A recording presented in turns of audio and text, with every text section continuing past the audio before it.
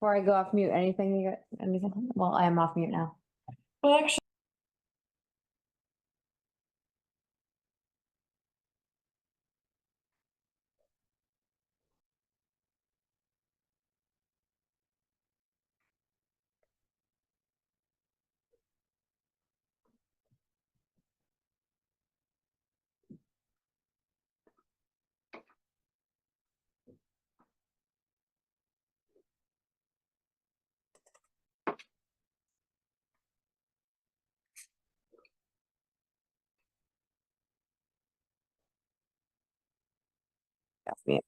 Hey, can you hear us? Hey, Ben.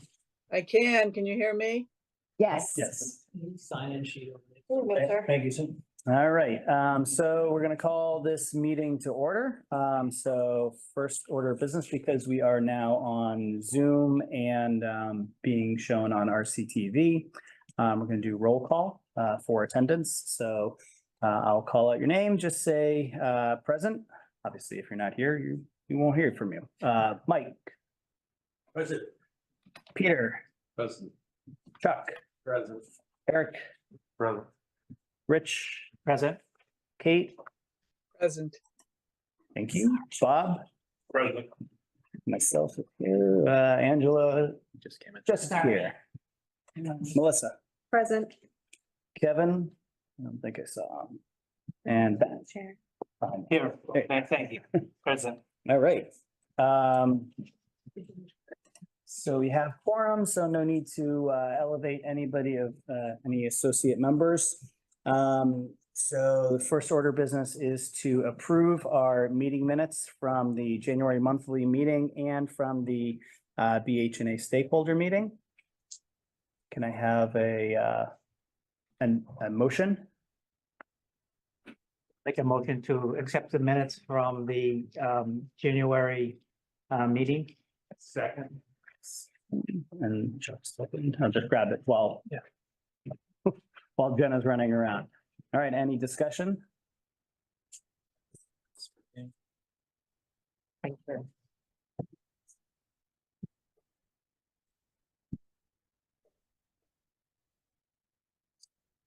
All right, none being found, we will take a vote. I have to do roll call as well because of this. Minute.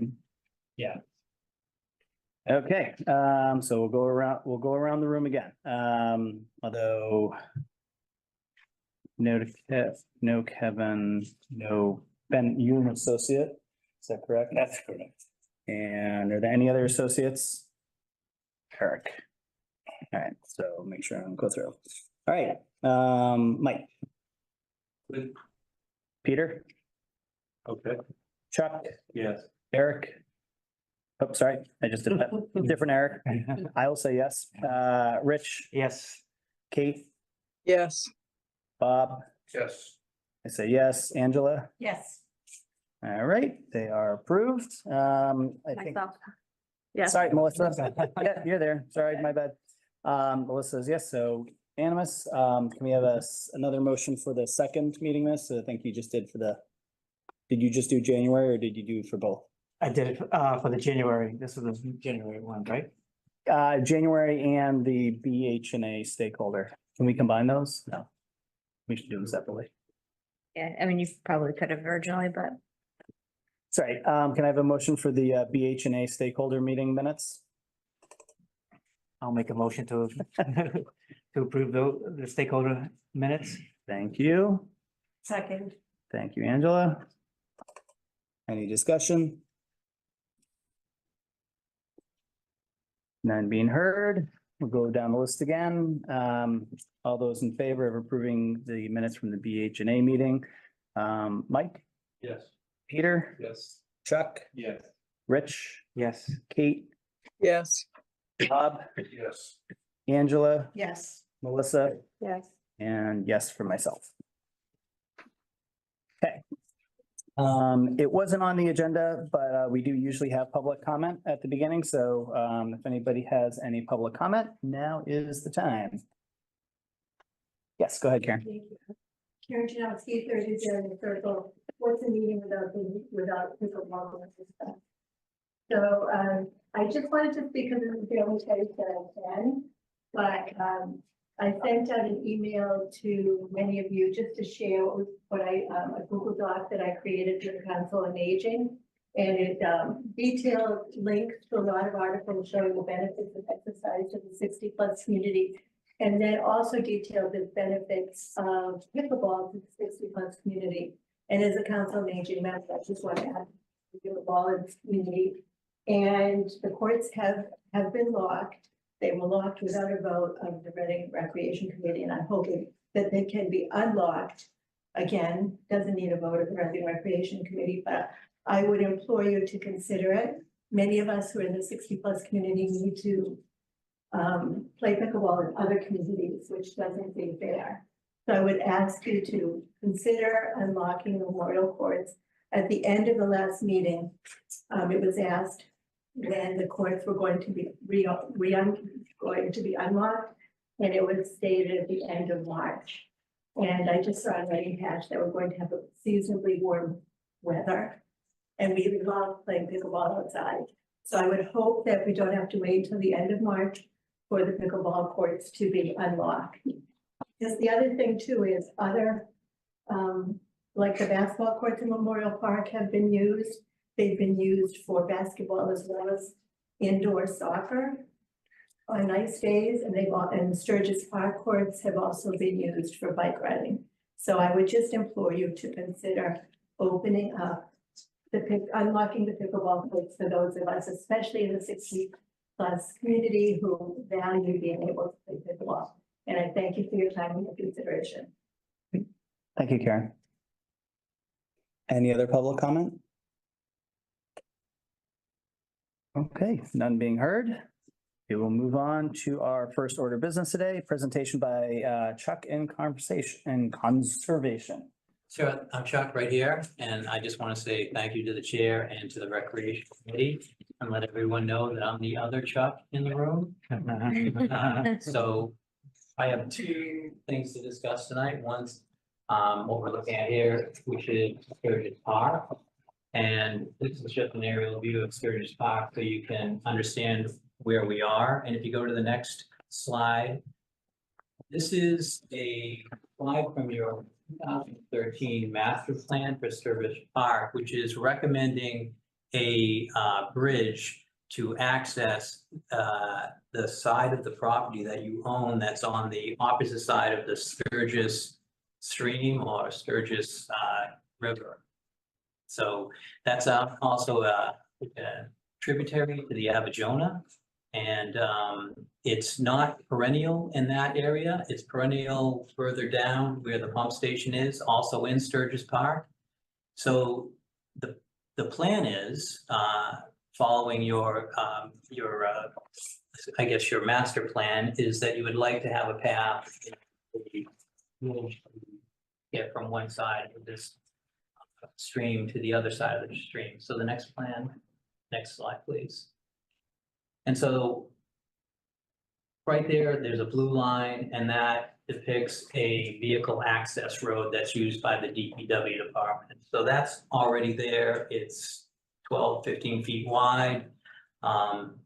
It goes all the way up to the armored bank, the concrete armored bank where the weir is, which they put in the boards to flood the fields. And that's the location that I thought would work best for this bridge. So if you go to the next slide, you can see the bridge in a little bit more detail.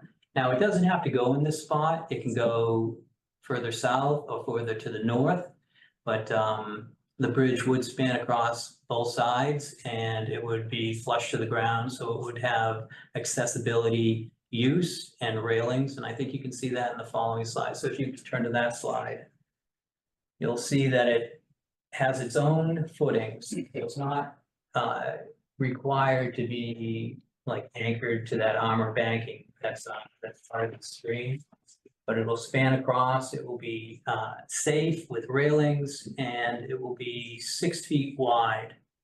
Now, there's two possible locations. One's from the master plan, which is further north, kind of in the back of the outfield of the soccer outfield. And the other one's closer to the skating area. And I think what would determine, in my mind, what would determine where that goes is just the distance between the two banks. The banks at the near the skating rink where it has that armored concrete bank, it's about 10 to 12 feet wide, and upstream, it's more like 16 to 18 feet wide, and that's a little bit harder to span and more costly. This project is part of a conservation project just down the street at Walnut Street, where a developer needs to offset the disturbance that they're proposing. And the Wetlands Protection Act allows us, and allows that applicant to propose mitigation work upstream as long as it's within the reach of the actual disturbance. So this qualifies under the Wetlands Protection Act for mitigation. And I thought it was a good idea based on the fact that it's in your master plan. And I'm bringing it to you tonight to hear any concerns, comments, and get approval to move forward. So I think there's one more slide, but yeah, so that's just a better picture of what we're looking at to go across. So it's going to be pressure treated and composite. And so typically it should last a good long time, 10 years or so before the maintenance needs to happen. And yeah, and that maintenance would either be from volunteers or from the town itself. So with that, I'll turn it back to the committee and answer any questions about this project. Great. Well, thank you very much. I really appreciate it, Chuck. There's a lot of good detail in here. Open up for questions, comments from the committee. Go ahead, Michael. Is this coordinated all with the Lakewood Trails Committee and the trails work? No, it's not. It's from the conservation office, from a contractor or a developer through the conservation office, and then through the recreation department, where I brought it up to Jim and Jenna. Are there other trails? There's that access trail. If you go back to the first or the second slide, you'll see that access trail is highlighted with that orange line. Goes from South Street all the way up to, I'm just gonna say that's in back, the outfield of the softball field. And I looked at that this morning, and it's quite wide, but the path is fully open. A truck could drive down it from basically that orange line all the way down to South Street. And so the path doesn't need to be built. It's there. So. I'm just curious. Yeah, it's an interesting area. I mean, there's a large pine tree that fell across several years ago that's still spanning the brook. But It's like it. that's probably not the best way to get across. And there's no removal of trees, right? I know on one of the slides, it Yeah, says so- tree removals, but that's already. Yeah, Jim brought been this done. up when I was going over. We borrowed this plan from the bank restoration plan and build from the DPW department. So we just borrowed it to drop in the bridge. So any of that other work mentioned is not happening in this project. No trees, shrubs, or anything like that will be taken down. Chuck, you had a question? I think you said, has this already been funded? So it's funded by the developer. It said he needs to do some improvement to the resource area within the 200-foot riverfront. So he has to make an improvement to offset the disturbance that he's creating by a cul-de-sac and two houses. Yes, Ansel. You said it's mitigation. Mhm. So if he's disturbing, I see that this is a nice amenity, but how does it compensate for the actual disturbance? And are neighbors aware So of this? he's doing other things also, so for mitigation, so what ended up happening, I'm gonna try to make this really quick. So it was a 3-house subdivision, and it was reduced to a 2-house subdivision because the fire department wanted a cul-de-sac. It was originally proposed for 2 driveways, it kind of branched out. And where the mitigation. So mitigation is just planting and whatnot, but restoration means to restore to its natural, like the natural forest. So mitigation is less than restoration. So where the cul-de-sac was going was all the planting that this developer was going to do. He can no longer do that because that area is used up with the cul-de-sac. So he had to split up what he was doing into 3 chunks. And so he's going to be doing some planting, doing a land gift, and then building this bridge. And he was happy to do it. He's a framer. He said this would be easy. So what is the improvement? The improvement is to access. It's just an access improvement. That's all there is to it. And that's the mitigation. Okay, and are there neighbors and how do they feel about? So I haven't asked the neighbors yet because that would be the next step. And so me and Jim intend to do that and have an informational session to bring this out to the neighbors. But again, it's on your master plan, or you're on the committee, I guess.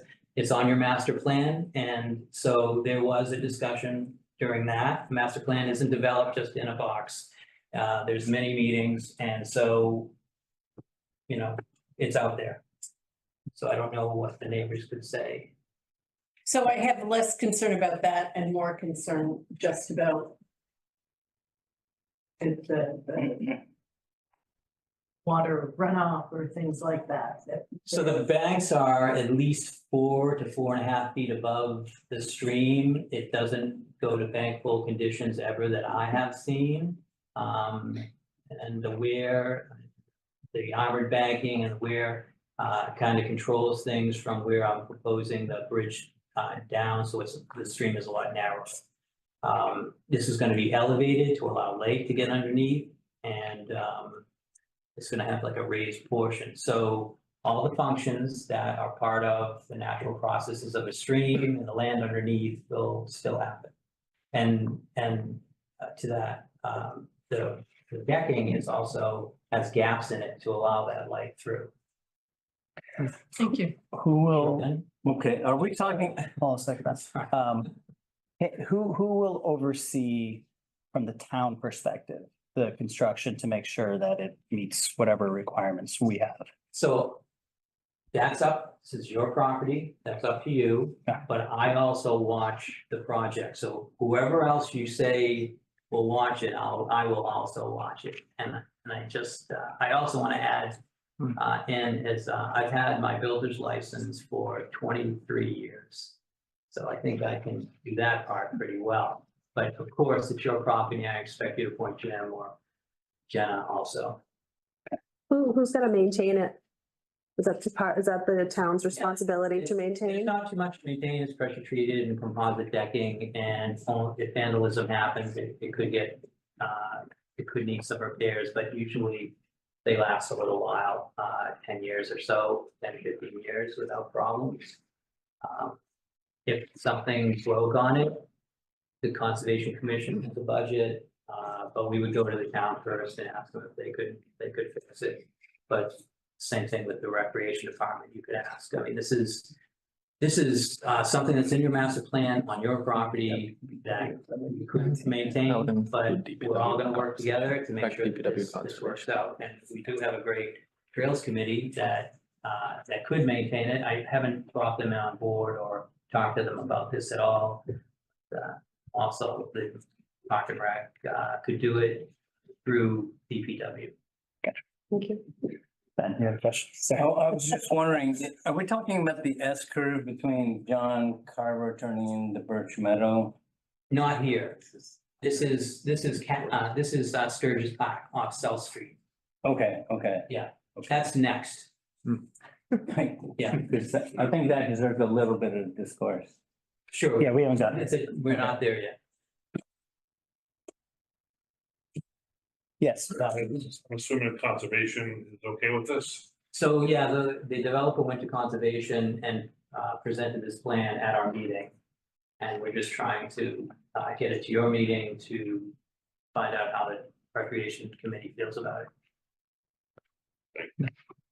Jenna or I mean, Can do I that. have no issues. I mean, if anything, it's another spot for dogs to go and it will push them at least somewhat off the fields. I was down there last week looking at it, and there are a lot of folks that walk around with their dogs on leash. They were on leash, which is nice, but I think it's just another avenue to keep it, I don't know, all together. And I think it makes sense, but like Chuck had mentioned, too, I'd want to get involvement from the neighbors. I don't want to do anything behind closed doors. I want to have a public information meeting to see what they have as well. So, Agree.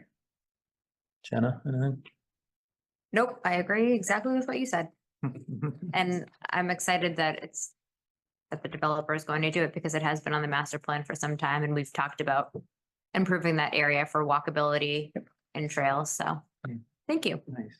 Any other comments, questions? All right, does somebody have a motion they can make? And I would suggest that we add in a clause about pending. It's actually not on here to vote. Oh, Yeah, it's kind of They're like just both discussion. just present, okay. board. So will we look for a vote next, after we have a Maybe meeting some with neighborhood feedback. Yeah. the butters? That works. Maybe at the next March Okay, meeting. great, no motion needed, never mind. But I think everyone's kind of generally in support of it. Yeah, For sure. I think this is great, I think it's a great idea. So, Yeah. Depending on the butters meeting. right. I'll be at that one. Okay. Go ahead. So I would just like you to direct me to where you prefer it, or if that doesn't matter, then we'll put it in the best spot. I think When we vote, maybe. Yeah, I was gonna say, why don't we, that could be part of the The vote neighbors. after the neighbors and getting the neighbors' input first. That makes sense. All right, your second. Sure, so this is Castine Field. Again, I'm Chuck Teroni, Conservation Administrator of Reading. And I'm here tonight with Bill Perkins, who is an abutter of Castine Field. And it was Bill that came to me and wanted to gain permission to use part of Castine Field. Can you go to the next slide? Sure. To create pollinator garden. Bill, please, if you want to add anything, or you want me to continue? Just continue. Yeah. Sure. So Phil has, Phil slides, Phil has, highlighted the two areas, where it's lowland species and upland species. He's gonna create, so he's gonna create a pollinator garden that will fill in this area that's wet and dry on the edge of Castine Field. Next slide. And you can probably just barely see the dots, and the dots represent seed balls, which Phil is making. So he's creating a clay ball Yeah, it's clay and potting soil mixed together. mixed together, and there's 10 or so seeds in each one. And he wants to plant those, and the way he plants those is with like an aerator or something like that. There you go. And just make a hole in the ground and then drop the seed in and then tamp it. Yeah, it's a manual one that has tube tines. It puts a hole about the size of a quarter to them. And then you put the seed ball in, you don't bury it, but it contacts the dirt. And that's essentially it. Yeah, and so can you go to the next slide? We're looking for, germination the first year. And it will become more evident the second year and fully grow in on the third year. And it needs to be monitored for the first 3 years. And after that, the seeds will drop and continually, well, they'll happen all 3 years, but in the third year, the seeds will drop and you'll just have this continuous flowering garden in the end of Castine Field for people to just to enjoy once that's established. And it's also good for bees and ants and people, and it's very visual in that area. There's a couple benches out there, so it's going to make a nice amenity to the end of a field that that would attract people.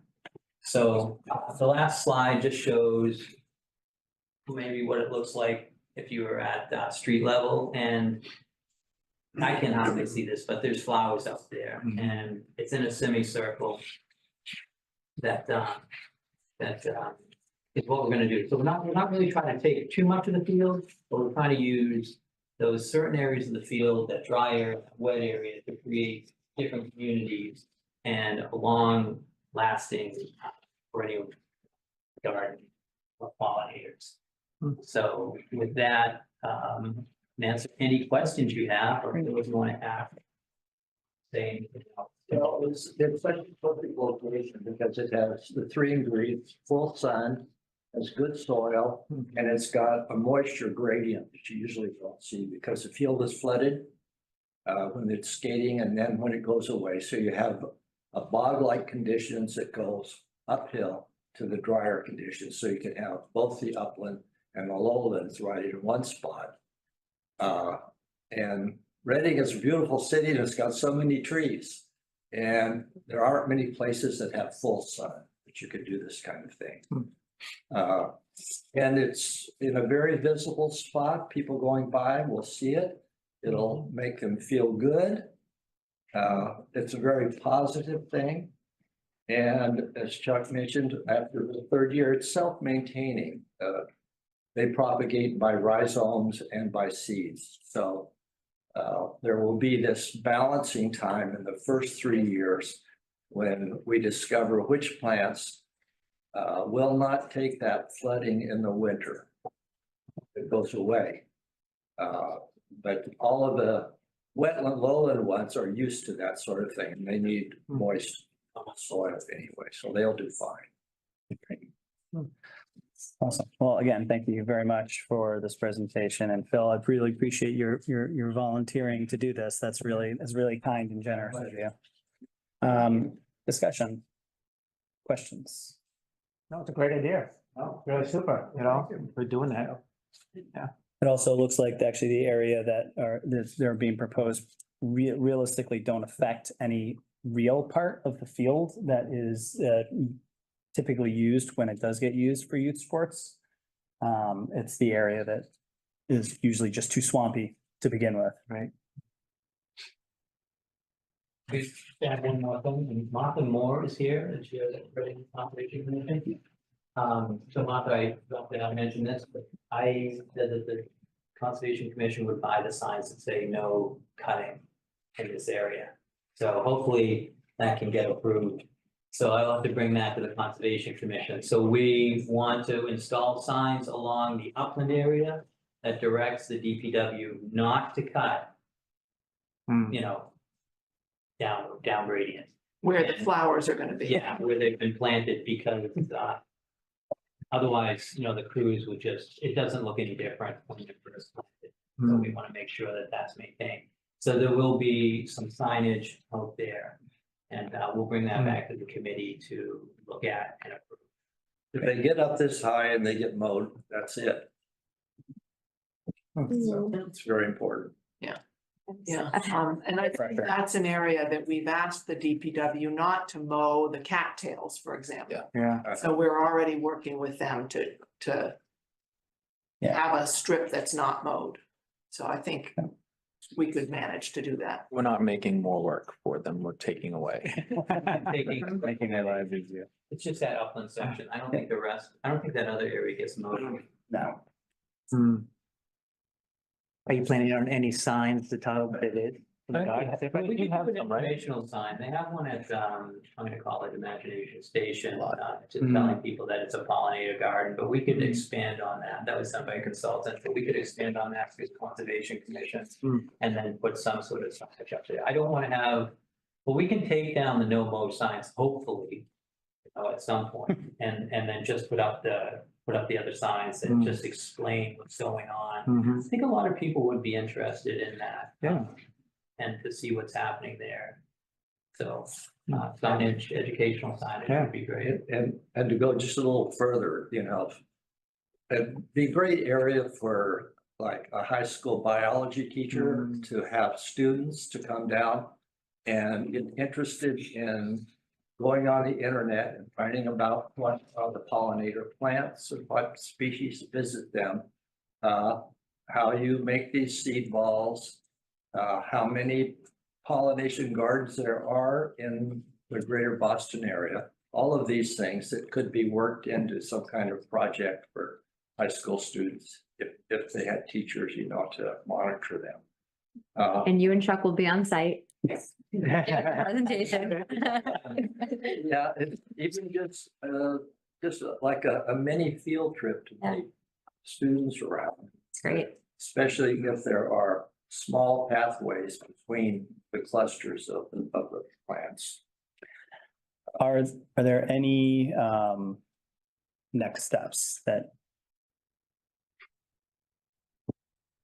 Any, any Well, next we'd like steps to like get, any butters? permission from the Recreation Committee to move forward with this project because, Yeah. it's. Can add it to the Yeah, vote we'll get for the next first and meeting. sideline. Yeah, so let's when's our next meeting? It'll be early, March, it'll be earlier. probably the third week of March, because there's never any rooms available in the first and second. All right, let's talk offline, see if we can, when we can Move do it up that, a so, little. so that we can get a vote in on this as soon as possible. There's no abutters that are needed. It's kind of a isolated spot, given, right? We could also try to do a special meeting just on Zoom to vote too. Yep. That's also an option. Okay, If you, when are you looking to do it? as soon Start as the ground isn't frozen. All right, cool. We'll talk offline, definitely. awesome. This is super creative way to use the space that largely gets unused. So that's awesome. Thank you very much. Thank you. Thank you both. You're welcome. All right, moving on to next agenda item, presentation by youth softball. Operate. Oh, yeah. Hey, guys, how are you?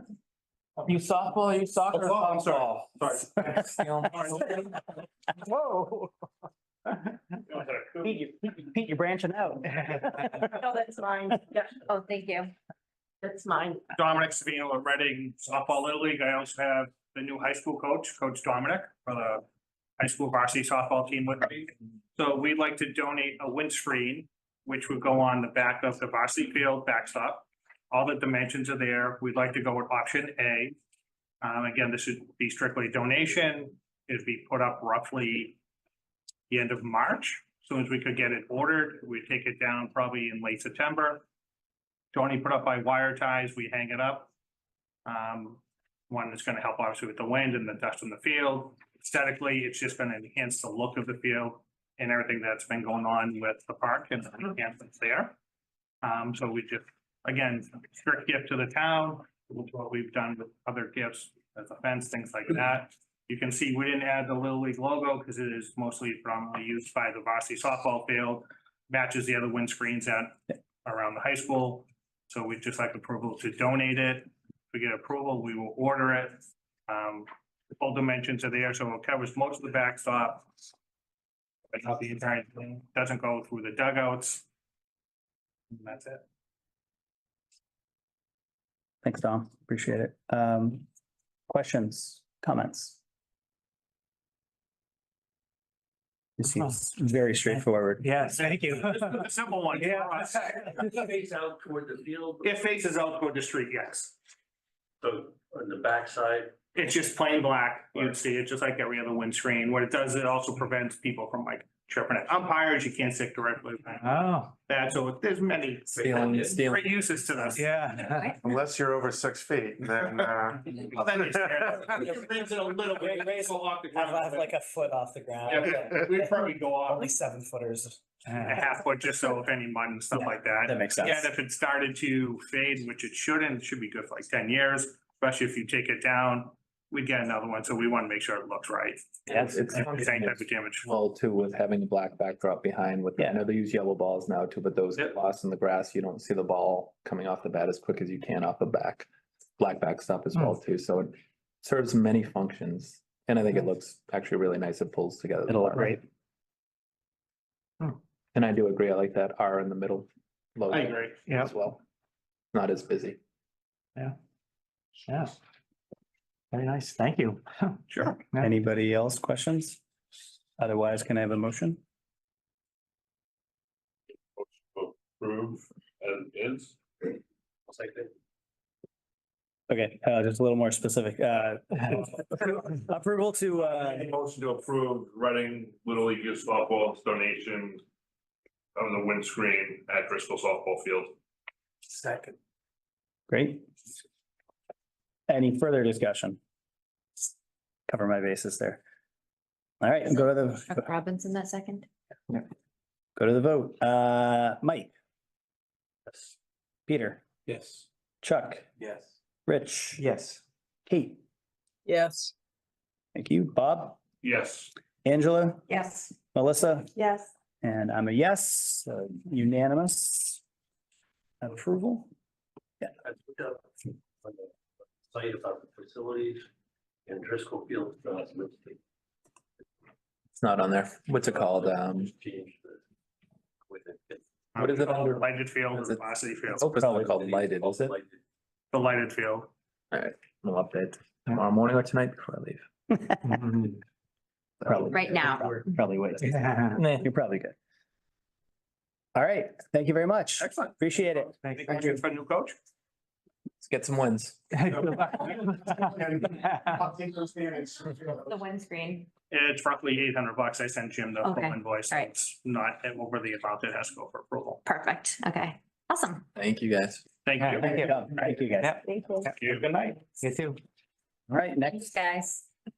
next up, that also caught us up on our agenda, so even more thank you there. Next up, Reading United Soccer.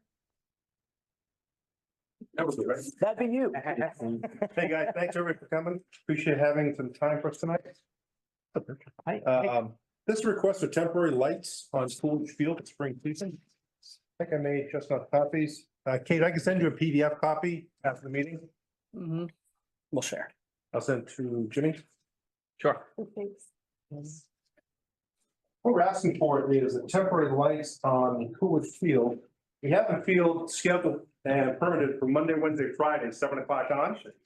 And with the spring season, has some challenge with lighting. The sun sets at 7:11, beginning of the season in April, not until towards the end of May does it clear up like 8:14.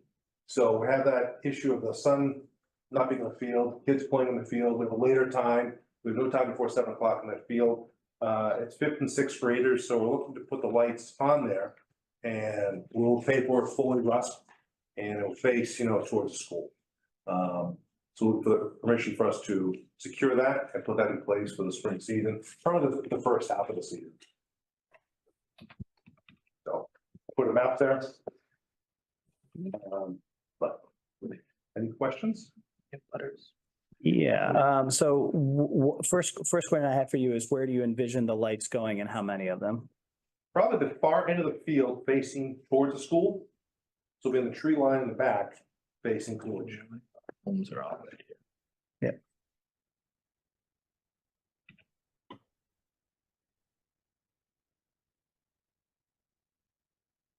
Right, go ahead, Jeff.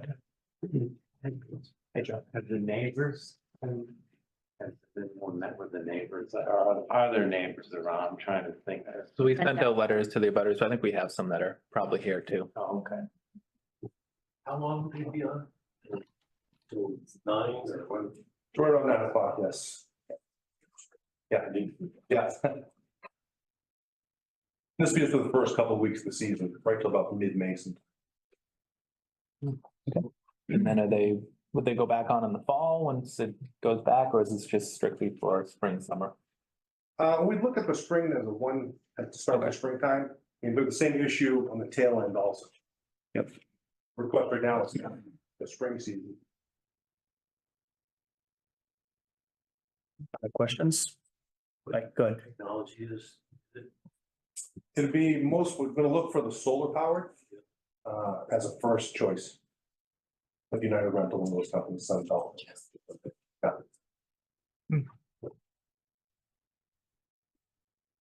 Okay, go ahead, Angela. So they would be temporary, Oh, yeah. you'd be renting Yeah, them I'm or, September, yeah. we pay for it full.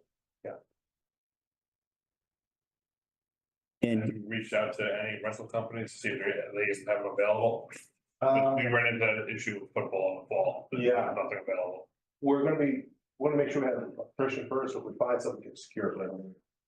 Which is part of the funding, so I'll let you share. Yeah.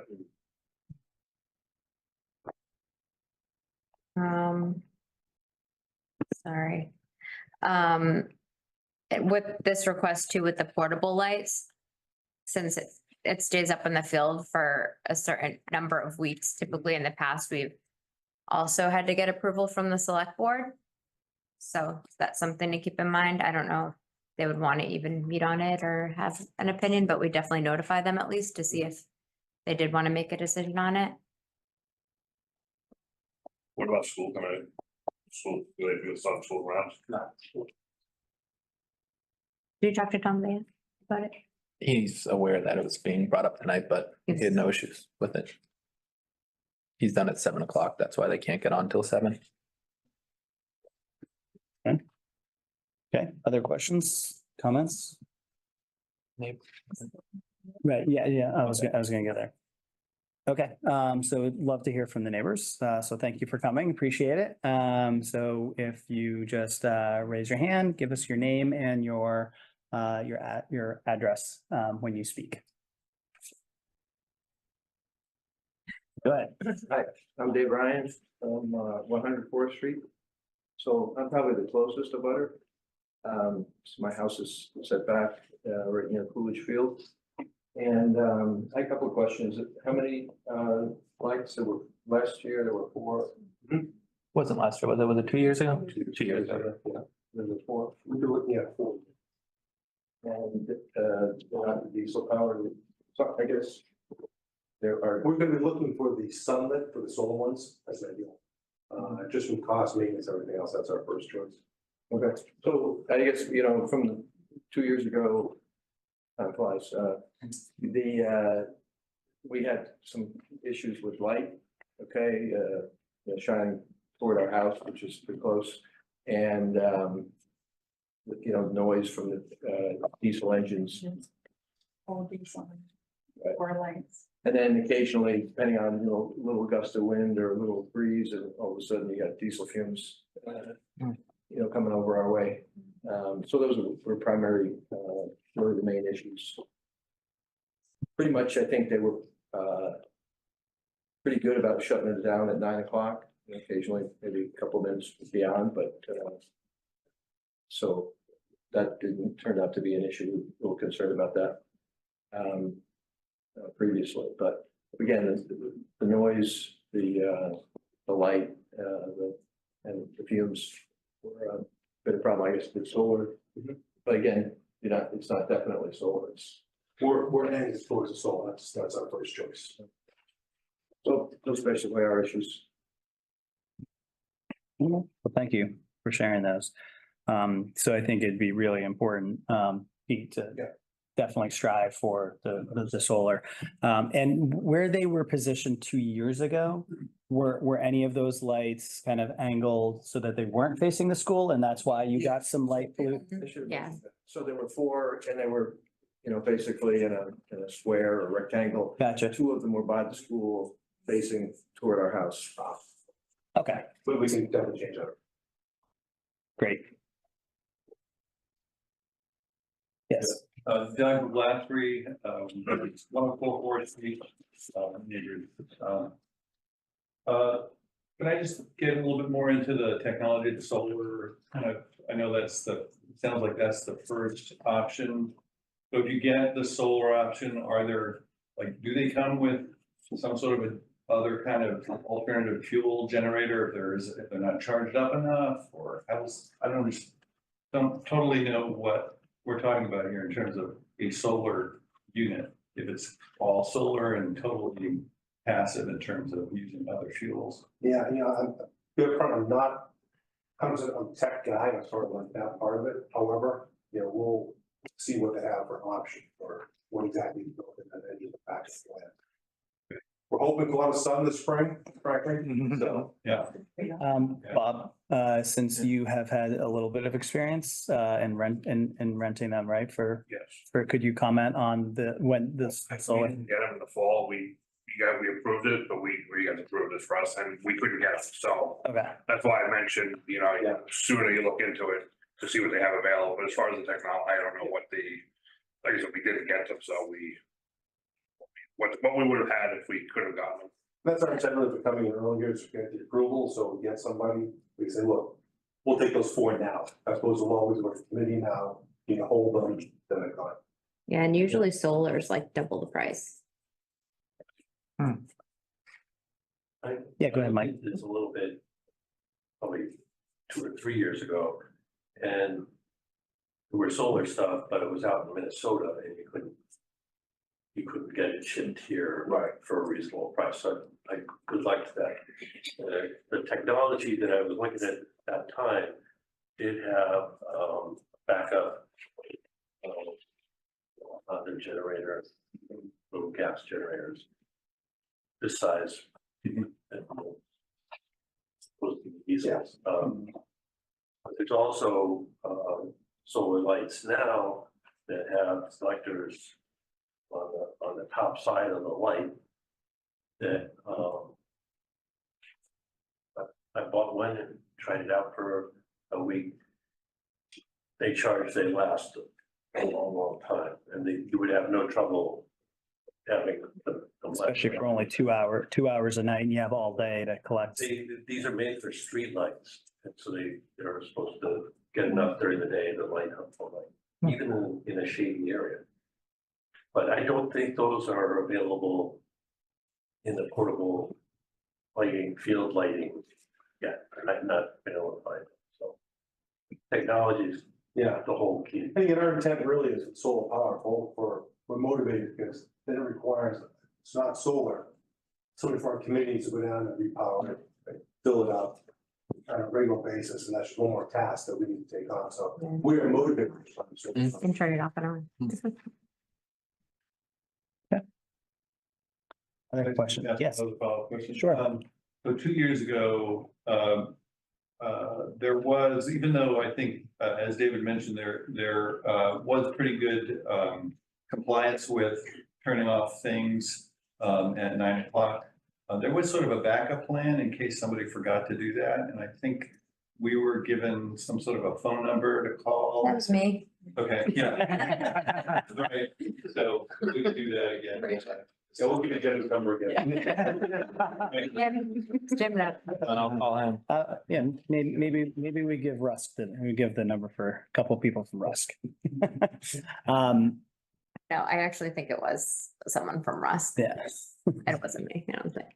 I'm just. We'll provide the full phone tree. It won't be an issue. Okay, other questions? Yes, go ahead, Chuck. So how are we gonna handle, I mean, I don't want a box peed in that says it has, if you can't get solar, how are we gonna handle that? Cause you didn't have that mandate 2 years ago, that's new. And so does he have to come back, or does he just say, I tried and I couldn't get it? How's that gonna? I mean, my 2 cents would be, I'd like to see good faith effort in doing the most possible effort to get ones that are gonna be the most neighbor friendly. But I mean, I personally wouldn't necessarily restrict it in the motion. I would approve the use of portable lights without any kind of strings attached, but I would say that it's incumbent on going to the neighbors in the aftermath and saying, this is what we got, this is what we're going to do. Here's how we're going to, we'll angle the lights this way. So whatever we end up getting. From a good faith effort too, Chuck, and one thing we strive as a club is, even like last fall, we had an issue with the porta potties having to be ADA compliant. We had a contract for the non-ADAs, we pulled them all with season, with the compliant ones in right away, so for good faith side, that's how we are. Yeah, no, I've known you for a long time and I know how you operate. You do good. I just didn't want to box you in. Good, Bob. Who's on the field on Tuesday and Thursday? And are they gonna potentially use the lights? It's probably lacrosse if it's not soccer after 7, so I mean, I think you'd have to, this is strictly for soccer. No, I'm just, it's just kind Oh, it'll come of looking ahead. Yep. It'll come up. Is there any option to plug into the schools and run cords? Or is that prohibitive? I think from a safety perspective might be an issue with the kids running on the field and stuff. We have them sort of cool field. You're right. It's also on the opposite side. Across the field, but yeah, you'd have to run them around it basically. So I don't know, it's not up there. Arnold, they would love that. Well. Might muddy the water. So. Yeah. Okay. I guess the request would be to approve so we can start to shop for the cause and pay down as soon as possible. Yeah, and if you guys, depending on how the vote goes, I know it has to then go to, we would inform select board. And then just maintain, open communication with Jim on kind of progress and what you're seeing. So that we can then help communicate with the neighbors and make sure, that we do it as best as possible, so. Anything else before we vote? Okay. Well, actually, sorry, I got ahead of myself. Somebody please make a motion. I'll make the motion, for the Reading Youth Soccer request for the donation for portable lights at the Coolidge School to run from beginning in April to May. End of May. End of May, thank you. Do you have a specific date that we can throw on there? Let's go 5/31. Okay. April 1 to May 31. Do we want to just mention the days? Yeah, please mention the date. So to April 1st through May 31st. Monday, Wednesday. And on Monday, Wednesday, and Friday at 7 PM and end at 9. Monday, Wednesday, Friday? Yep, correct. Should you add the being contingent on the field actually being opened? Sometimes we go, mid-April before. Yeah, I mean. That's something you have in there, or? Hope you're not turning the lights on if you're not able to use the field. That would be weird. It wouldn't surprise me though. April 1st or as soon as. Okay. As soon as the field is open. Okay. There you go. I'll get that. Pending the they're open. Or April 1st or as soon as the fields are open. The lights would be out of the way of lacrosse users. Okay. Yeah, we all. Right. It would won't be field. I think I got it. You got it. I think, yeah, Okay. I got it, yeah. Second? We had a second. Any other discussion, questions? Great. All those in favor, Mike? Peter? Yes. Chuck? Yes. Rich? Yes. Kate? Yes. Bob? Yes. Angela? Yes. Melissa? Yes. And I'm a yes. All right, unanimous. Thank you very much. Appreciate it, Pete. Thank you, everybody. Thank you. Thank you, neighbors, for Thanks, guys. coming. Yes, thank you. Thank you. All right, moving on to the next one. The room gets small. Reading Babe Ruth and Friends of Reading Baseball. Write your numbers down, your phone numbers. So I could just kind of update you on what's going on. Yeah, I can email them, Jenna too. Yeah, I'll give them to probably Jim's. Thank you. Okay, you got it. Yeah. We're the same. Did we have to go? We have that here? Where they are. It might not be a bad idea, just let them Oh, know. so you like to write them a note or an email? Give them back, send it a heads up and I'll probably mention next select board meeting. But they don't have like, it's like a voting. Oh, and they determine that. Not sure on this project or not, but Oh, it okay. made it sound like, yeah. Oh, okay. Yes. Thank you. Thanks for coming. What's happening, Chris? Sorry, nice to see you. Okay. All right, do we have everybody here who's going to make the presentation? Awesome. So Reading, Babe Ruth and Friends of Reading Baseball, you have the floor. They give a heads up. Gotcha.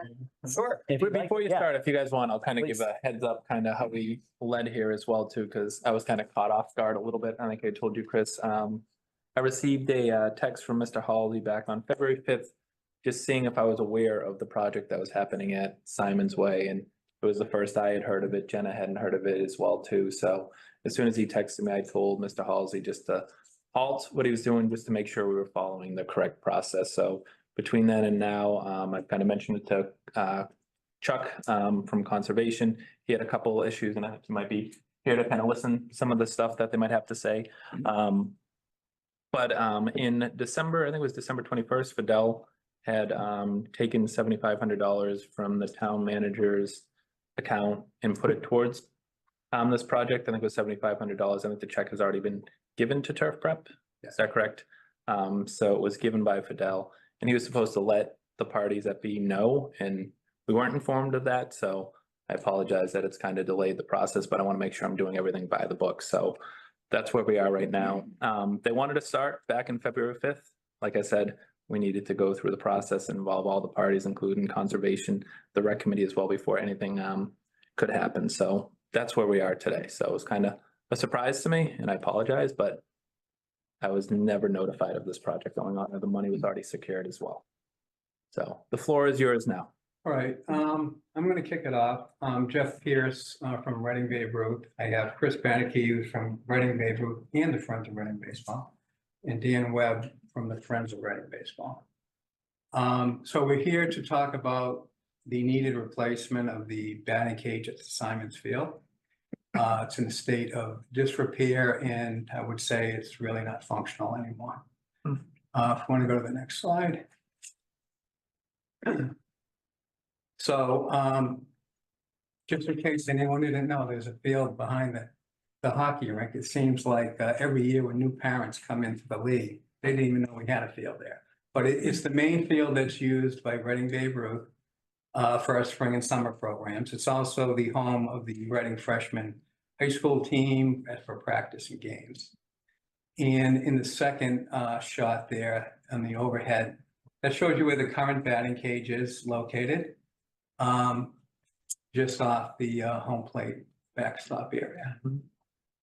And that was constructed in 2001. Next. So the current state of the cage, it's an eyesore. It really can't be used for the most part. The chain link, it's surrounded with black chain link fencing, which is peeled back from the post at this point. The fence supports aren't all connected to each other. And the top horizontal holes, which you might see in one of the 3 or 4 shots, are bent. And the net is basically falling down and not attached at this point. Next. So for the proposed scope and design, we're looking to put a new cage in the exact same footprint as the current cage. It's going to have, you know, a more friendly, I'll use the word technology. I'm sure there's a better word, but it's going to be poles and netting. There's not going to be any chain link on it.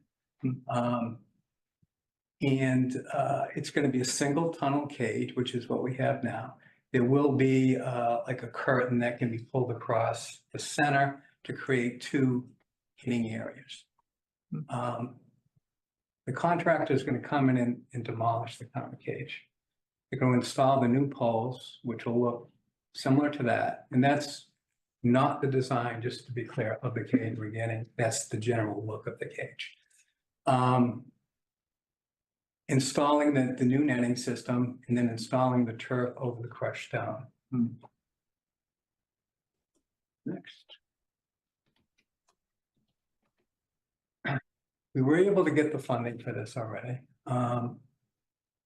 The proposal was 23,375 by the contractor. Reading Babe Ruth is putting almost 10,000 of that in. through operating funds and through a capital fund that we have through other donations we've gotten over the years. The town of Reading has contributed 7,500. And the Friends of Reading High School Baseball is contributing 6,000 to make up the balance.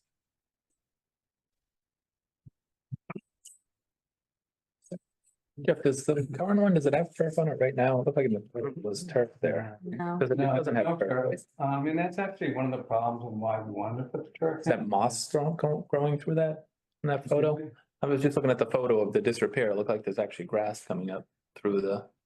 There is. That's Yeah, all. I mean, it's pretty messy in there, and quite honestly, I mean, it's not an even surface. And, you know, it puddles up every time there's rain, which is usually most of the spring and summer. So, you know, having turf in there will give it a nice, even more secure surface and, you know, it's permeable, so, you know, it's not gonna puddle up, you know, when it rains. I don't know why I'm seeing turf on there. It looks green to me. Maybe it's just my eyes. I don't know. It could be moss, but yeah, that was just. Yeah, I think it's all stones. That's what I thought it was gonna look like. I saw stone, but now it looks like I see green turf, but it's not there. So we'll obviously open it up for questions. I have one question up front. First of all, I'm definitely in support of replacing something that's not working for the Babe Ruth and the freshmen, for the freshman team. And question about the $7,500 that came from town. Generally speaking, expenditures have to be in a budget somewhere, right? Some line item approved by town meeting. How does the $7,500 get resolved and okay? So I really can't speak to that piece, but. Yeah, and this is a general question, so If, I mean, you're talking to us or. you and Yeah. Jenna and Jim. 7,500 was issued in cash. So, you know. I think it was catched on It came out of the town Reserve- manager's reserve fund. We've been talking about this since last fall. Okay. Maybe earlier than. What's this, the batting cages? So you knew, you were aware of it? No, I knew that Fidel had given money to baseball.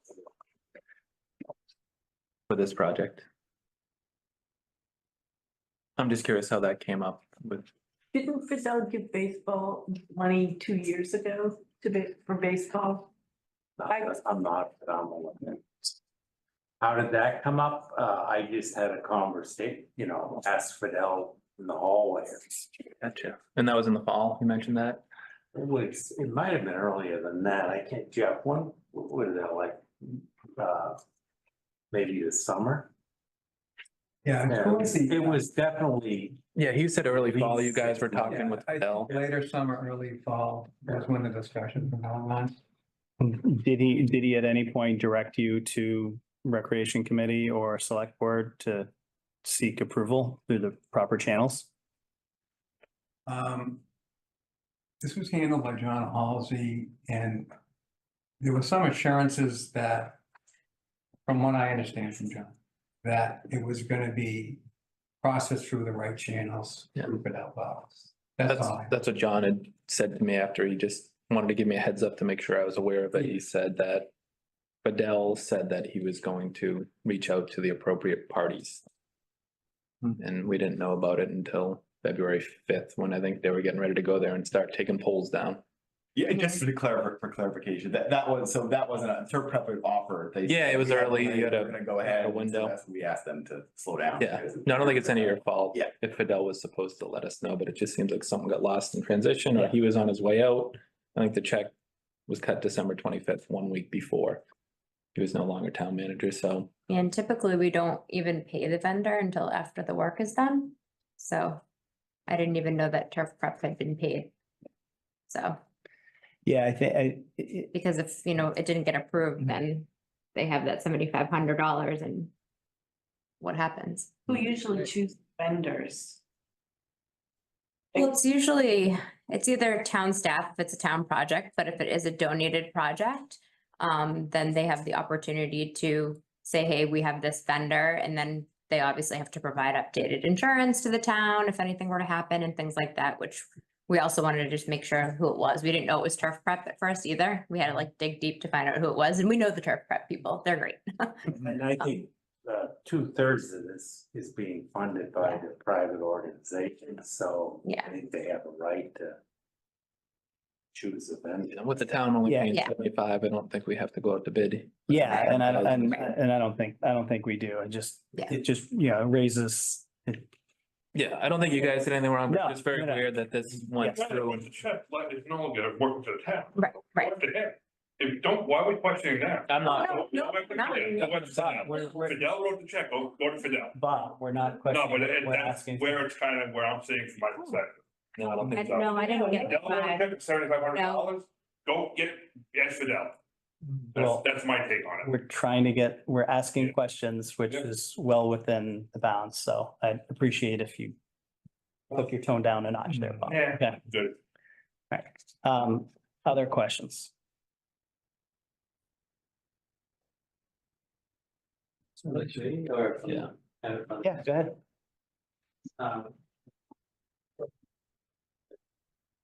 So I not saying you did anything wrong, but I'm really upset at the process and how $7,500 came from the town without going through channels. I mean, I have been to FinCom and we have been telling Pickleball that there are that you need to go through processes and things need to be approved through the proper channels. So this sort of, well, we know we need the project, so let's just ask Fidel for money.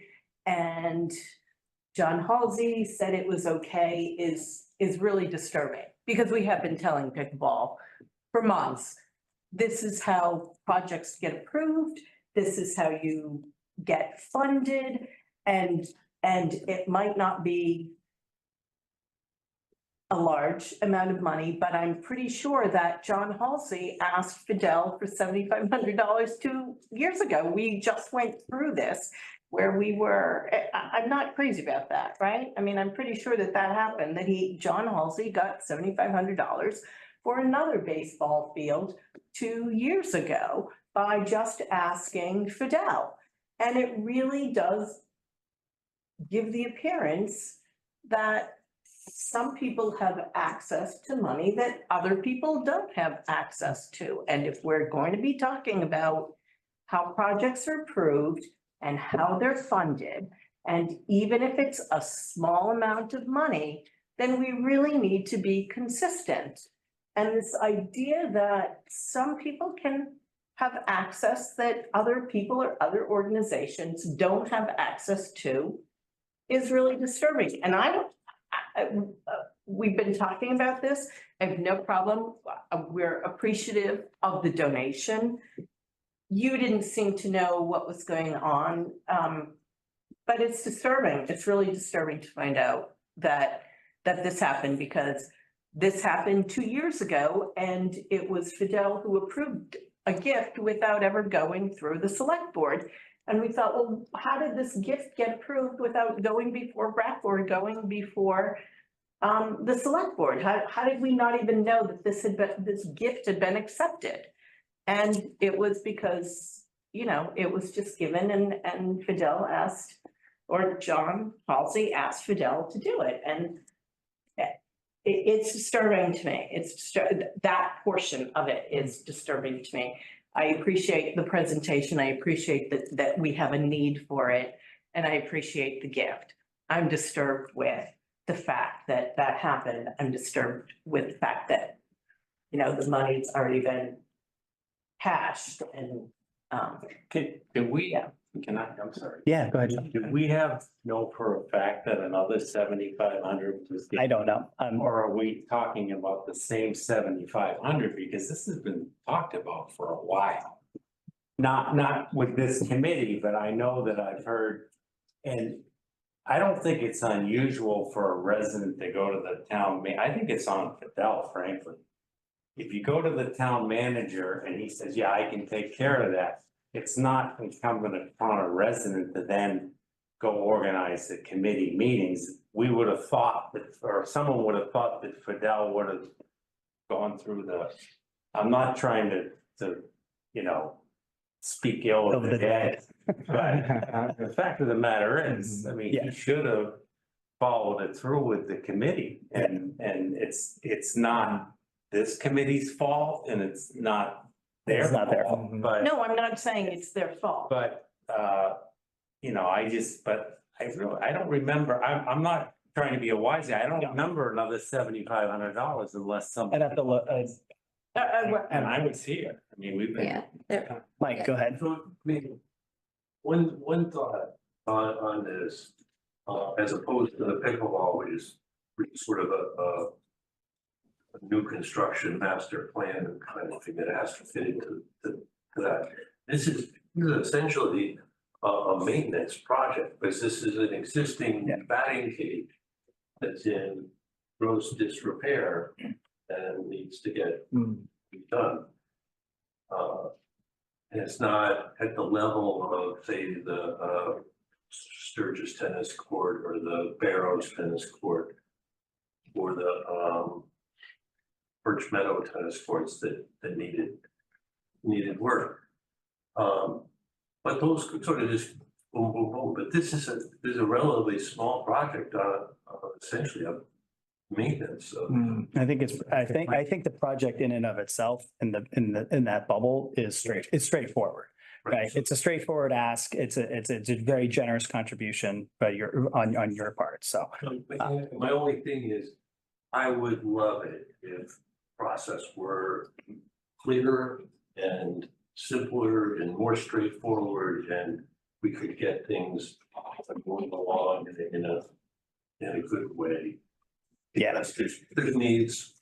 There's lots of needs now. I mean, I think we just identified, we just identified a gap in oversight. But you know, that's a separate conversation from what involves you gentlemen. So, do you want to give conservation a chance? I know you had a question. Sure. Yeah, I have a couple of questions. Only to understand, so this area is within the buffer zone, within the conservation's jurisdiction. And I just wanted to ask some questions about processing that you're going to do the construction. So we can understand if it needs a permit or if it's something else. So my first question, you talked about this batting cage being for one batter, but the new one's going to be for two batters. You also said it's generally the same size. Is it exactly the same size or is it expanded at all? Yeah, it is the same exact footprint. The measurements were taken by the contractor. When I say it's for two, we're just pulling the curtain between the two to give them two different stations within that same footprint. In that picture, is it the red block or the blue further up? The red is the blue. So it's the blue the arrow's pointing to. That's what the existing one is. My next question, is the gravel held in by a curb? And does this have a curb now, or is the pea stone or the gravel that you're putting the turf on top of, how's that held in place? So there is no curb. We were told by the contractor that they could do it without a curb, and that's something that we didn't plan for. And then the turf, does that have infill of any kind from rubber, or is it that without infill? Yeah, we're still trying to quite completely understand what that turf is filled with. But, we're gonna make sure that it fulfills any requirements that you may have. So from my research, I would tell you if you could look into sand. Yes. Yeah. Because if that spills out, there's no issues. Right. But anything else, like from rubber, from tires, or even husks or something like that, walnut seeds, they all have preservative in them. But right now, we know that sand works well. Okay. So it does sound like,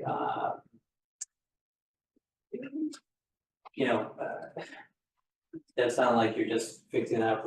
And the process to go in there would be with machinery and remove what's there now, kind of backblade everything, pick that up, put it into a truck or whatnot, and then come in and, I guess, either take out the first 4 inches of organic and then drop in the pea stone and then lay in the carpet over that.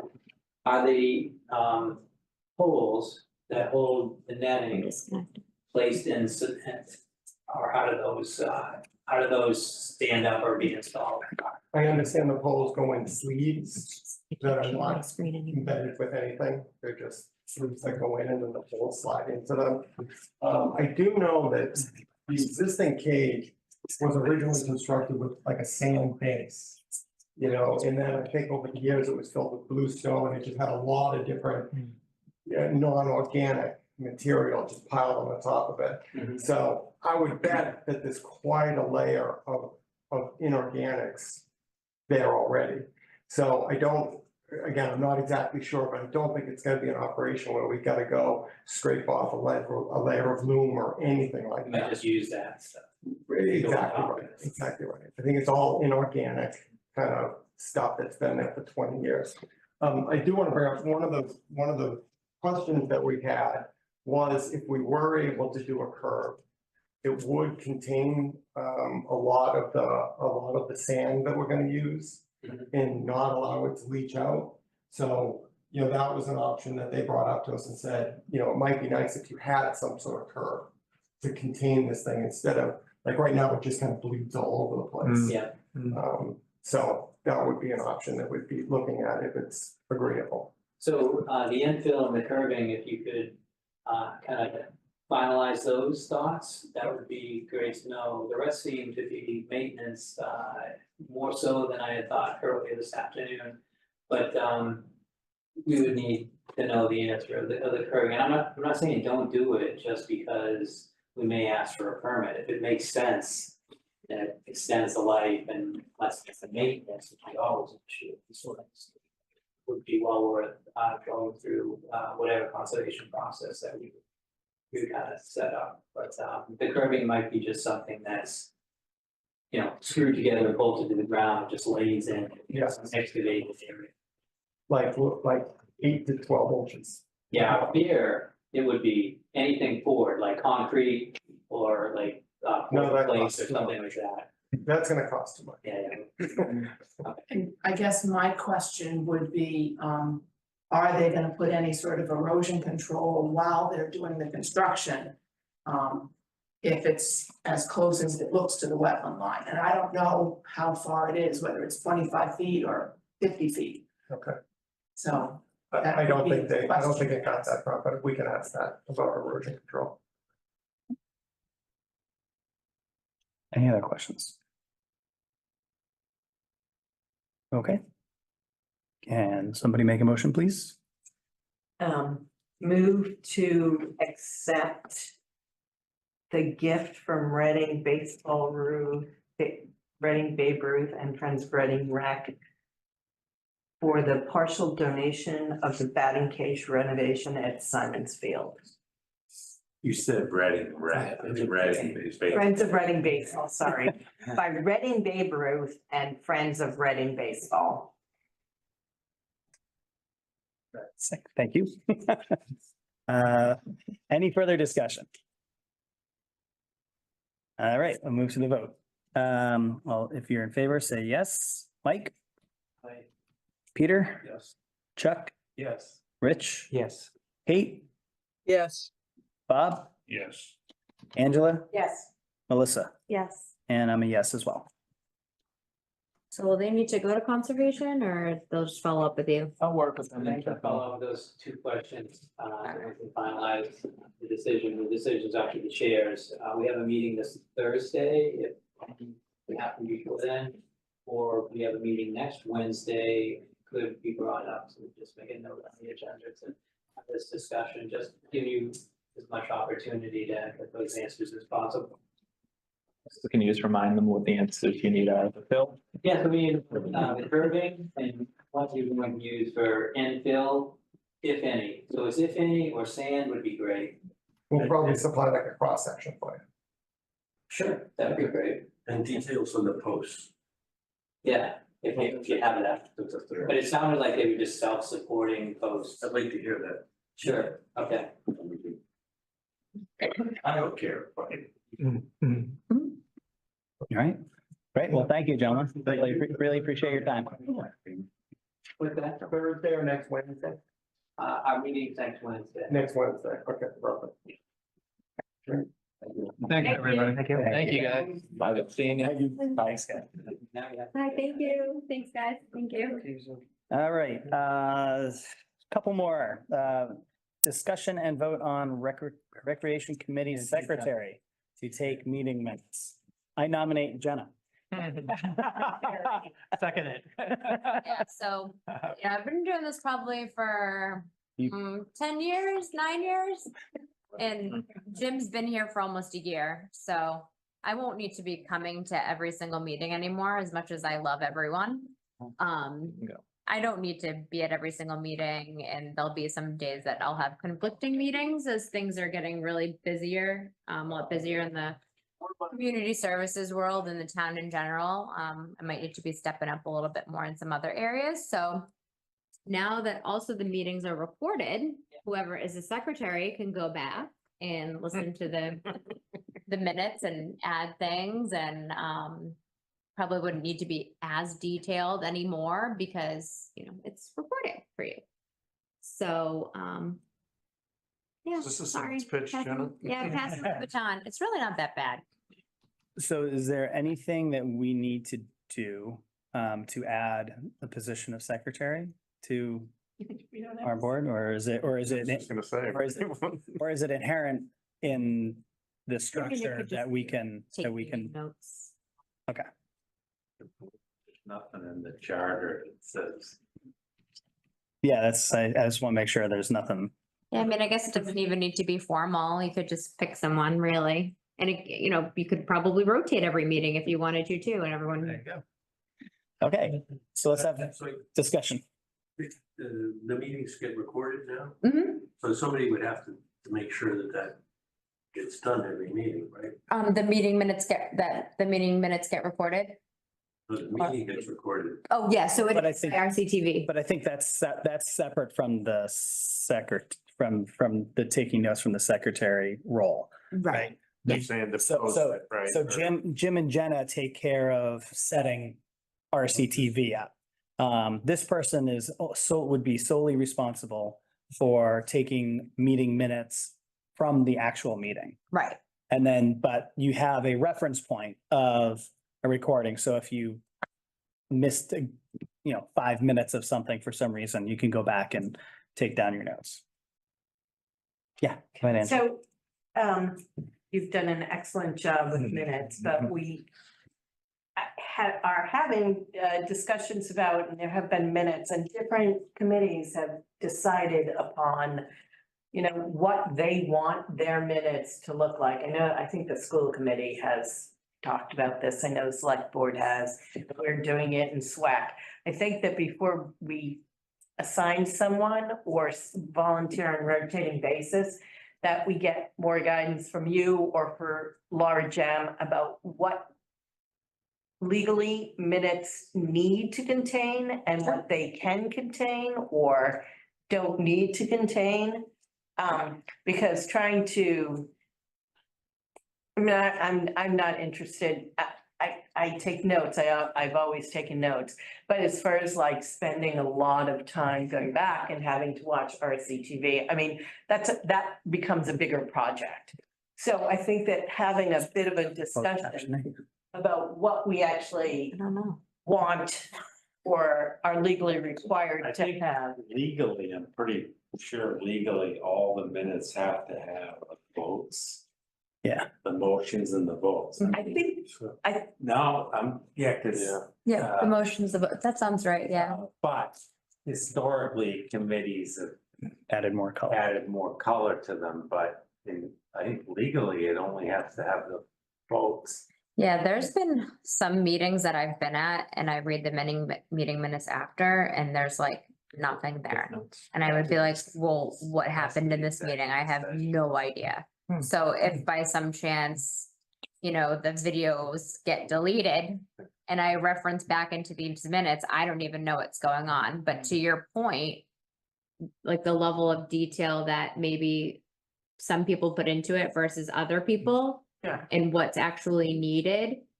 there could be like an in-between. So, yeah, that's a good idea to reach out to Laura and get some more detail on it. What do other committees do? So there's some committee, like, Like, so a lot of the committees, Jack's, and the town manager's office or Caitlin will do. yeah, but I mean, like committees like us, like the, Yep, so the COA has a meeting minute taker on their own committee. Okay. Calc has their own meeting minute taker on their committee, Okay. so it's not done by town staff. Never had staff do it. Yeah. Who does SWAC?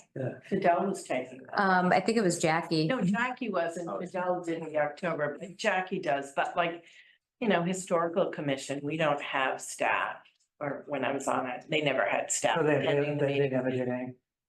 They never did. No, Oh, yes, no, it wasn't staff, it was members, like a lot of the smaller committees. That's what I mean, have- smaller committees. Yeah, the That's what I mean. smaller, they have members taking them. Oh, yeah. okay, that's what I mean, like, Yeah. I mean, the bigger, like the school committee or the select board, no, that's more. Superintendent, secretary. Yeah, but I mean, Right. like committees like us, like the volunteer committees, how do they handle it? They have a secretary do it, I or see. a person. Yeah, Yes. Jonathan. Jim can take it. Rewatch the meetings and just. Just to go back over all this I stuff think for the you, Jim. fact that, you know, when you look at the tape makes a huge, I mean. Yeah. Yeah. Superintendent secretary, she never even comes to the meetings, she watches it on, you know, watches the tape. Yeah. And. And stop and start and a lot There's easier. nothing wrong with that, Right, Hey, what do you So think? that is- He's on mute. yeah. No, I'm just curious your opinion. Well, I think it's long overdue that Jenna not be taking notes anymore. What about Um, Jim? Is it my turn, Kate? Well, he's another story for another time. I think at this point, I mean, honestly, I think it's a burden to assign it to any one individual. I am happy to take a turn. And I think maybe, I don't know, I think we should try that.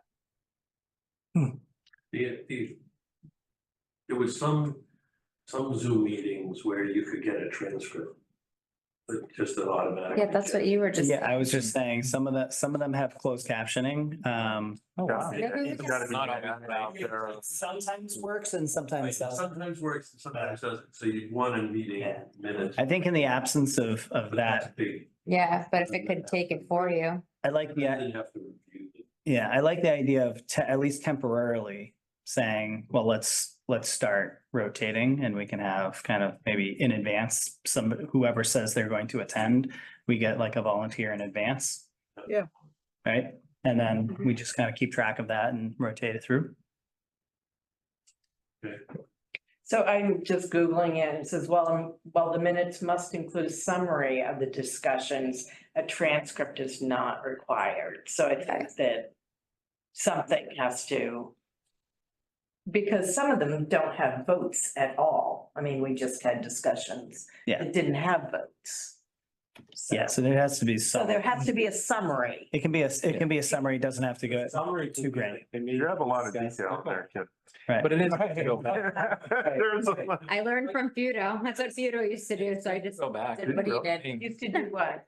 John Feudo would take detailed meeting notes, so I just Yeah. did what he did. Yeah, yeah. So, Think he does it now, the what? No. But it's helpful for me, even on the non-vote things, to see where we were on different Yeah. items and what was Yeah. brought up, what wasn't, even if there was a vote or not. It is, I mean, I'll go back and reference our notes when we No, have, I was just doing that. when we have something. When the discussion is up, I'm like, you know, Yeah. again, I'm not a voter, but I'm like, all right, well, wait, I think we covered that on the last Yeah. time, so. And you do That'll work. want to provide something for people who, I mean, going back and watching a whole hour-long or half-hour-long discussion as opposed to, these are the important points that were, you know, a couple. yeah. Yeah. Yeah, you can definitely paraphrase, you can definitely probably simplify it a lot more, so I could ask That's Laura useful, so. too. Yes. Um, All right, can somebody make a motion? Speaking of mini maps, right? Making a motion to do what? do what? You tell me, I'm, I mean, we voted you. I can't make the motion. You phrased it well, hey, let's do a rotation or some sort of thing. Oh, and also what they have to be written, they have to be typed up, they have to be distributed, and then they have to be turned.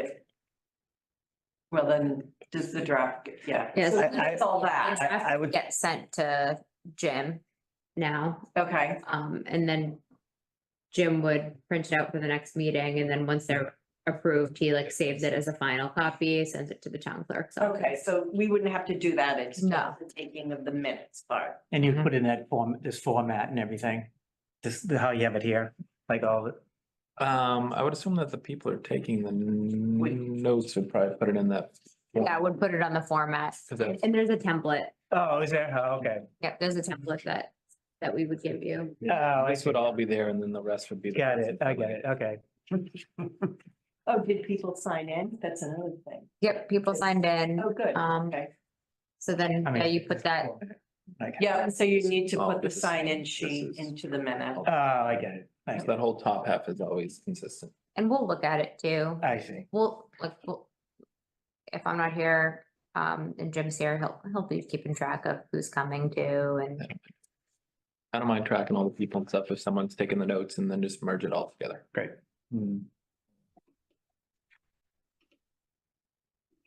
We use ChatGPT. Exact same thing, I was like, there's gotta be an AI. There's actually a device now, my fiance got it and I forget what it's called, but you literally press a button and it records your whole meeting for you and then like types it up for you. I mean, I asked my college student, both the college students like, all right, so. Yeah, it's not, Wow. I'm sure that might be what it's coming Oh, I'm from sure. because a lot of Has that. committees are having trouble like Yeah. being a part of the conversation and taking the meeting minute notes. Yeah, That's like the hardest part when I was like by myself. right. I was like, What did I just miss? I wrote it down, but what did I miss? Some sort of government approved, chat GPT, I'm sure that's gonna be coming out. I'm sure. All right, I'll make a motion. Thank you. Waiting. Motion that we rotate, that recreation committee members rotate taking minutes for the meeting, for the meetings. And I'll second that. Great. Any further discussion? All right, we'll go to the vote. Mike, Aye. Peter, Yes. Chuck, Yes. Rich, Yes. Kate, Yes. Bob, Yes. Angela, yes. Melissa. Yes. I'm a yes. Second was from Rich. Oh, thanks. So does the maker of the motion have to take? Free. Yeah. free. Here we are babbling on. Jumped on that grenade, didn't you? State will live in infamy. All right. Really? Last but definitely not least, recreation staff updates. Jim and Ed. I'll go first. Ed can end on a strong note. He's always got the good stuff.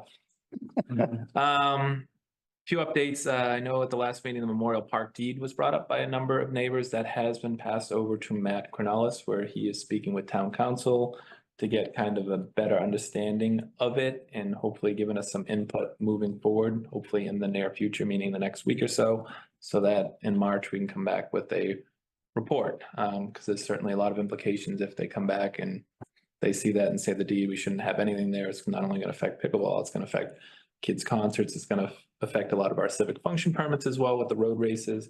And there's a lot of picnics that are done down there with a lot of schools as well too. So it'll be very interesting to see what comes up with that. So I'll keep you guys posted whenever I get any information on that. If anyone want to discuss anything about the deed, you guys probably know as much as I do right now. It's very gray. It has been at least very gray for a while. So I'm hoping to get some good legal advice on how to proceed moving forward. But I'll reach out to you guys if I have any questions. I'm part of the Killam Educational Forum Visionary Group, which met last Friday. So it's just kind of teachers, principals, town officials sitting around just envisioning what they foresee Killam looking like and what we may want. I'm looking at it as a town side. A lot of recommendations are to find shared space where we can use some schools and not be in teachers' classrooms, a gymnasium that is maybe a secondary spot off of the school where it has separate doors that you go in that have separate bathrooms that the school can be shut down. We also want it big enough to fit as many pickleball courts as we can, basketball courts, as well as seating. A lot of our schools, if you haven't noticed, don't have bleacher seating, so it's very difficult for any event we have. You know, you have standing room. Yeah, it's brutal. If you are right up on that court, any basketball game or even trying to play pickleball, you're backed right up. So we're trying to get the bigger version of the gyms as well. So continue to go to those. My next meeting is Monday. It's been very informative and I actually kind of enjoyed going to them as well. Working on a lot of vendor procurement stuff, nothing fascinating, but setting up contracts for the next 3 years with our vendors that make over $10,000 or $50,000 per year. Getting ready for the MRPA conference. Myself and Ed will be going March 19th and 20th in Norwood. They have a bunch of classes, whether it's budget, whether it's about swimming facilities, sports of pickleball, things that we can go to, take classes and talk to other colleagues as well and come up with different ideas to bring back here. Little League is working on some small fence repairs. We've gotten a lot of Click Fix coming through from the Birch Meadow area. They're working on some of those small ones. Ed and I fixed the windscreen last week, trying to take care of what the public's sending in, little things that we can do as much as possible. I want to make note though, Memorial Park, the basketball courts, it's actually rock salt spread all over those courts, about 2 weeks ago. Got notified, Ed and I went down there was rock salt all over it. No idea where it came from, but we did have DPW go out there and I did just file a police report, just so I have something on file if we were to see it again. So that was a couple weeks ago. And I'm starting to work on our field policies and I think we got to really give a hard look at our field fees. They have not been updated in close to 20 years. Oh, wow. So I think it is time to go up maybe $1 or $2. Nothing outrageous, I hope. Parents will pay it. Double it. Oh, yeah. So I think we've been at $12 and $14 for 2004. So I think it's time. I'll be the. That's all I got. Put it back on us. With that. Put it on us. Yeah, Absolutely right. 20 years? yeah, it's a long time. Ed, what do you got? Do you want to give the good fun recreation updates of what we have going on? Good and fun stuff. Yeah, just program stuff. Sunday basketball wrapped up this weekend. I was pleasantly surprised with how well it went. I used to run adult basketball leagues in the Boston area. It seemed like I had an issue to address every day. So it was nice that everything went well. But always looking to improve. So I sent out a survey to the coaches today, get feedback on how and their thoughts. Our summer vacation opened up for registration last week. We added an additional week, so we'll run for seven weeks this summer. Numbers have been great. We have had 1 week sellout so far. It's week 5, our Surfs Up week. We're starting interviewing staff next week. We've gotten a lot of interest in our counselor position. We've had 46 people apply. Oh, nice. And we've also have a lot of staff coming back for next year. So I know a concern from last year was that it was a young staff, low experience, but a lot of staff will be coming back. And there's a lot of interest too. So hoping to have another good staff for that. And then I've just been in touch with a lot of the high school coaches, vendors and instructors to put together some summer programs and looking to get all that out and open for registration mid-March. In the fact, I think that we have 46 high school kids applying. It says a lot about what's been going on down there and their friends working there. I've never had this many people and we will be interviewing all 46 of them because I think it's important for these kids to experience an interview regardless if they get it or not. So I think we're doing 10-minute slots. 10-minute slots. The high school interviews go pretty quick. There's not a lot of back and forth with a lot of these kids. So What do you think gave the little goose to? last you guys had probably 25, 30 or so, but I'm not. Maybe word of mouth or that. Ed probably did a great You hear job all the running it this stories. summer and. I just, staffing, Yeah, I'm shocked. go down the Cape, there's all sorts of issues and lifeguards and this and that, and the whys, but. It's local, it's pretty straightforward. A lot of times the kids know the counselors know a lot of the kids, Yeah. right? The younger brothers, younger sisters that are there. So, Peter type, yeah, that's great. yeah. And I think the parents know a lot of the kids as well. So the parents are gonna frankly protect the counselors. They're gonna say, oh, no, that's somebody you should like, so. And it's good for the returners. Put a little pressure on them. You know, there's 40 other kids that would love to be in your position, so please do what we're asking you. If not, guess what? You're replaceable and most likely. So, Right. Batter it's up. hard when you don't have enough staff. You're like, what are they gonna do? Good for you. How many positions do you have available? Right now, 6, 7? Oh, wow. Wow. Wow. Yeah. And we did do reviews on our staff last year, so we don't guarantee everyone's coming back. It's based on your performance review. So I had all my directors fill out forms, go over different criterias. They came back to me and said, recommend all these people, these 8, if they want the job, they need to re-interview. So it's not guaranteed. I want the best of the best. It's gonna be Hunger Games. Yeah. Yeah. I just went to say that, Pickleball is gonna do a fundraiser through Saturday Night Lights. They let us, field house in April 7th. It's the date now, which is a Sunday. Just thought I'd let you guys know. Yeah, be a problem. Cool. We haven't set the prices or anything yet.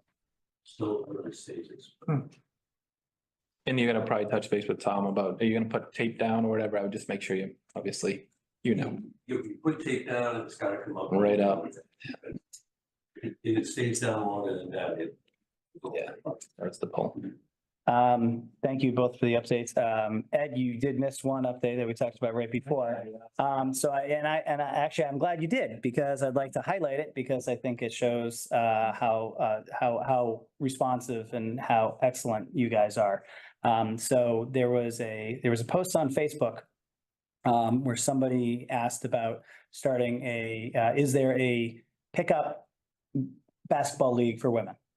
And a number of people responded and said, not that I'm aware of, but I'm interested. This sounds great. Wonderful. So I connected Ed to the woman who actually made the original post. They talked, and within, 10 days, 7 days less, there was a sign up and filled all the spots. And so just goes to show you that, sometimes it just takes one person in the community to kind of like say, can we do this? And Ed figured it out, and boom, we now have a women's pickup league run through the That's cool. So, Always going to explore and. Yeah. Where does it play? Where are they at? it's Kim. Barrows. Yes. Monday nights. Nice. Yeah, so hopefully we'll get them some space. I like cool and should Parker going forward, but. Barrows. There's some spot. Barrows is better than Parker. The floor is floor is much less slippery. Barrows, that's a good court. We Yeah. with LSU. It needs a little refresh, but it's good. They all, do. Yeah. But awesome. It was awesome. Thank you. Yeah. Anything else? Well, Jenna, what's happening tomorrow? The COA, is there something they talking about? Yeah, so tomorrow at the COA coffee hour, we're having the consultant come in from BHNA, who's working on the senior center feasibility study. And she's going to be giving the same exact presentation she gave to the community last week via Zoom. And that is from 3 to 5 at the senior center. And then on March 2nd, there'll be another one in person from 11:30 to probably 1 o'clock. And then Jim had also mentioned maybe setting one up for just the rec committee. For her to come in and give some options just to the rec committee. So what she's giving tomorrow is not what we saw, what we did before, right? Like the. No. So No, this was what was given, because I missed that. yeah, so there'll be their actual concepts on the Okay. 3 design sites, which is Oakland Road, Pleasant Street, and Simon's Way. Okay, Yeah, the president. that was televised, but I did miss it. Yeah, So the presentation is based in partial part On off the those- feedback that we from gave those- in that meeting. Okay. Yeah. And it's at the senior center from 4 to 6? 3 to 5 tomorrow. 3 to 5, okay, great. I think the theory is that the presentation evolves each time she gives it, she gets feedback. Yes, Okay, correct. so it could be a little different than what was given last week. Almost certainly be a little different. Yes, yep, All right, yep. great, thank you. So do we want to have her present here? I know you've seen it probably 3 or 4 times already.